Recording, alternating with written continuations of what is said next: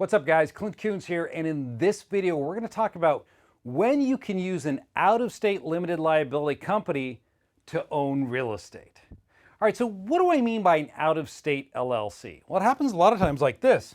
Somebody will create a limited liability company here, and this is set up in Wyoming, and they want to own real estate that's over here that is in Texas, for example. Right now, could you own your Texas real estate inside of your Wyoming LLC? Absolutely, there's no problem doing that. I could have this Wyoming LLC own that Texas property. But the thing you have to ask yourself is, what type of real estate is this? Is this a rental property? Okay, is it a flip? Is it land? All right, I want to know basically the property itself. What is it doing? You know, how's the income being generated from that real estate, if any, and determining whether or not this type of structure works. Because if I were to take this Wyoming LLC and have it come over here and own this Texas property and put it into this Wyoming LLC like this, you can deed it into there without any problems. No one's going to object to you putting that Texas property into your Wyoming LLC. But where the issues are going to come in is that if it's a rental property. So assuming that you're managing it yourself, you're telling your tenants to pay the Wyoming LLC, again, not a problem. They write you a check to the LLC name, you deposit it into your bank account that you set up for the LLC, not an issue there. Or if you have a property manager that's handling your real estate, just tell them, hey, it's owned by this Wyoming LLC. They'll send the check to the Wyoming LLC. Works. But the issue that arises when you use an out-of-state LLC to own rental property in a different state is if you need to evict your tenant, or you bring in a contractor to do work, and you need to then start some type of legal action, eviction, or enforcement of an agreement. That's where you're going to find problems, because your out-of-state LLC is conducting business in the state where that property is located.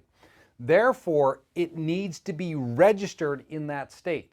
So although I can hold title, and I don't dispute that, the problem is that when you need to take action on behalf of that LLC to deal with the property, that's where you're going to run into issues. If you were trying to evict the tenant in this property, this Texas property, they could get an attorney. The attorney would just argue, hey, this LLC is not registered to do business in Texas. It's doing business by conducting rental activity. Therefore, it can't bring this type of legal action. That is going to be an issue for you. So if it's rental property and you want to use an out-of-state LLC to own it, then you're going to have to do this. You're going to have to foreign file that LLC in that state. Now, when you do that and you foreign file it in the state of Texas, for instance, if I set this entity up in Wyoming because I was looking for certain benefits, such as anonymity, as soon as I foreign file it in Texas, I'm going to lose all of that, okay? Because Texas has their own sets of rules that I have to abide by. I can't say, well, this is a Wyoming LLC, and Wyoming says I don't have to disclose anything, so I'm going to go into Texas, and I don't care what your laws are, I'm not going to disclose anything. They'll be, listen, you're operating in our state, you abide by our rules. If you don't like our rules, don't come here. That's the way it works. So for residential or for rental real estate, you're typically going to have to foreign file. Okay, there's really no way around that. Now, where this changes is if you're owning land. So if I was going to own raw land, that could be an example where I could use a Wyoming LLC to own the land because I'm not making any money off of it, right? I'm just holding the asset there. So I could use an out-of-state LLC to own that raw land because I'm not conducting business. It's not income generating real estate. So this is a scenario where it would not be an issue for me. All right, so let's take land off the list now. So that brings me back to the last one, which is if I want to flip property. So flipping property, yes, you generate income when you flip property. So if I had a corporation set up here, and you know you shouldn't be flipping through your corporation, you should set up an LLC for your flips for liability purposes. So I create this LLC for my flip, right? It's right here, and the LLC is owned 100% by that corp.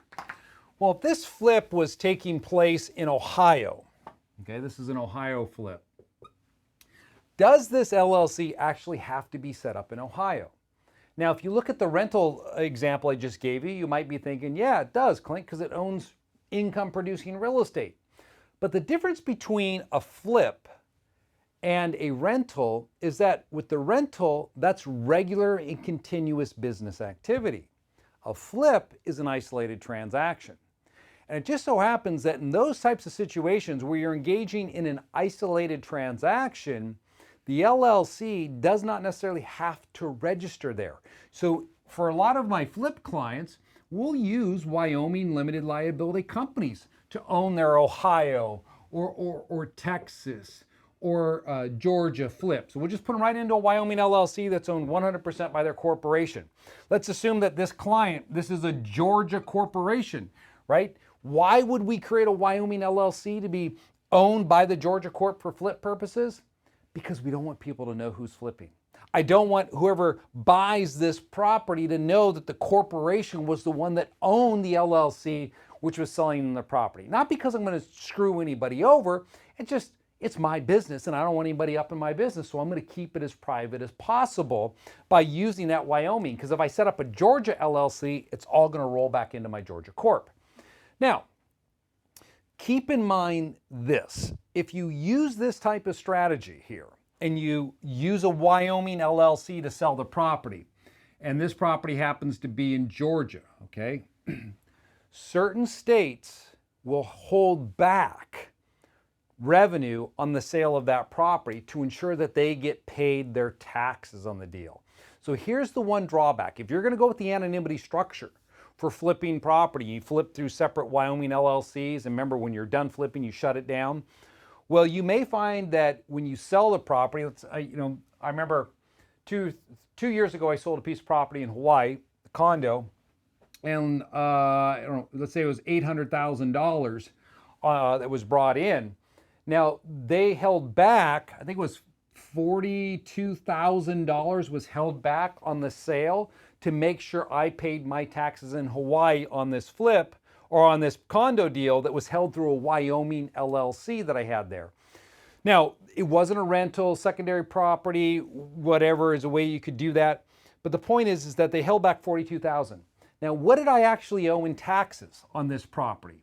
I only owed $6,000 in taxes, but they held back far more than what I owed to make sure that they got paid. So I had to then apply to get those monies back, and the money was basically held up for 6 months, that $42K. I got back the rest of it, I just didn't get that $42K back, or the difference between 6 and 42 for 6 months out after I went through the process of applying to have that excess sent back to me.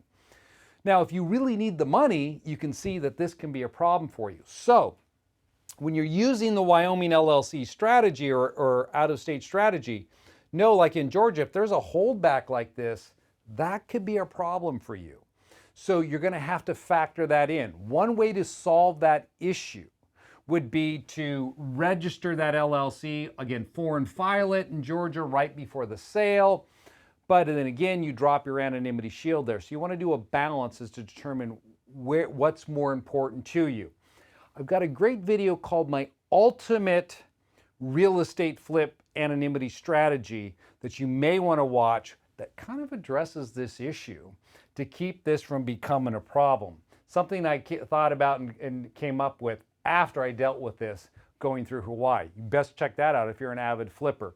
But anyways, that's what you would do, or those are the considerations we go through in determining whether or not an out-of-state LLC can own real estate in another state without having to foreign file. Guys, hope you like this video on describing how these LLCs work. Again, hit the like button if you like it. If you got questions, throw them into the questions below.